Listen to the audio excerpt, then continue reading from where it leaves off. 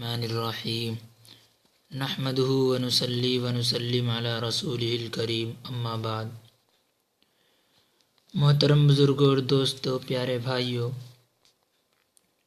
اللہ تبارک و تعالی نے امت مسلمہ کو عظیم نعمت سے سرفراز فرمایا ہے، اور اللہ کے رسول حضرت محمد الرسول اللہ صلی اللہ تعالی علیہ وسلم نے اپنی امت کو زندگی کے کسی موڑ پہ تنہا بے یار و مددگار نہیں چھوڑا۔ ایک صحابی رضی اللہ تعالیٰ عنہ سے کسی نے سوال کیا کہ آپ کے نبی نے آپ کو اتنا بڑا بیوقوف بدھو سمجھا ہوا ہے کہ آپ کو لیٹرین میں جانے تک کا طریقہ بتایا؟ تو صحابی جواب دیتے، جی ہاں، ہمارے نبی نے ہمیں زندگی کے کسی موڑ پہ بے یار و مددگار نہیں چھوڑا، حتیٰ کہ لیٹرین میں جانے اور نکلنے کا طریقہ بھی ہمیں بتلا دیا۔ تو آج ہم آپ حضرات کے سامنے اسی لیٹرین میں بیت الخلاء ٹوائلٹ میں جانے کا طریقہ، سنت طریقہ اور نکلنے کا سنت طریقہ اور دعائیں ذکر کرنے جا رہے ہیں۔ میرے بھائیوں، لیٹرین میں جانے سے پہلے اگر ننگے سر ہوں تو پہلے اپنے سر کو ڈھانک لیں، یعنی کوئی کپڑا یا ٹوپی وغیرہ سے سر کو ڈھانک لیں، سر پہ رکھ لیں۔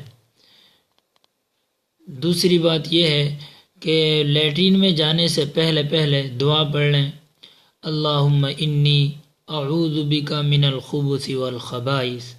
اس کا ترجمہ ہے، اے اللہ، میں تجھ سے پناہ چاہتا ہوں شیطان مردوں اور شیطان عورتوں کی، یعنی اللہ سے دعا کر رہے ہیں کیونکہ لیٹرین میں بدبخت شیطان ہوتے ہیں، اور لیڈیز بھی اور جینٹس بھی، تو اس کی پناہ چاہ رہے ہیں کہ اللہ ان سے بچائے رکھے۔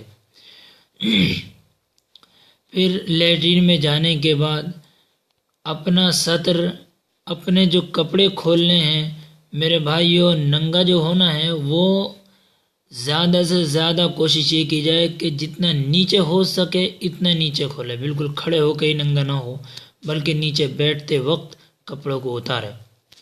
پھر دوسری بات یہ ہے کہ جب لیٹرین میں بیٹھے تو بائیں سائڈ میں وزن دے کر بیٹھے اور لیٹرین میں باتیں نہ کرے، اور جب لیٹرین سے نکلے تو اچھی طریقے سے صفائی کرنے کے بعد، کپڑے باندھنے کے بعد پھر نکلے، اور نکلنے کے بعد دعا پڑھے، غفرانک الحمد للہ الذی اذھب عنی الحزن وعافانی۔ اس کا ترجمہ یہ ہے کہ میں تجھ سے پناہ چاہتا ہوں، اے اللہ، تیرا شکر ہے کہ تو نے مجھ سے گندگی کو دور کر دیا اور مجھے عافیت بخشی۔ یہ طریقہ ہے میرے بھائیو۔ اس طریقے میں دو تین باتیں یہ آئی ہیں، ایک یہ کہ سر ڈھانک کر لیٹرین میں جائے، دوسرے یہ کہ لیٹرین کے اندر باتیں نہ کرے، اور ایک بات اور یہ ہے کہ لیٹرین کے اندر کھائے پیے نہیں۔ ان چیزوں سے رزق میں تنگی آ جاتی ہے، اللہ تبارک و تعالی کی طرف سے رزق میں تنگی آنے کے اسباب ہیں۔ ان تینوں چیزوں سے بچا جائے۔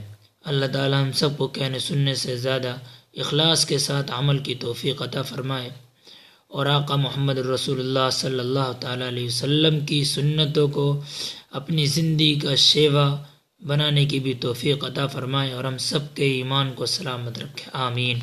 وآخر دعوانا الحمد للہ رب العالمین۔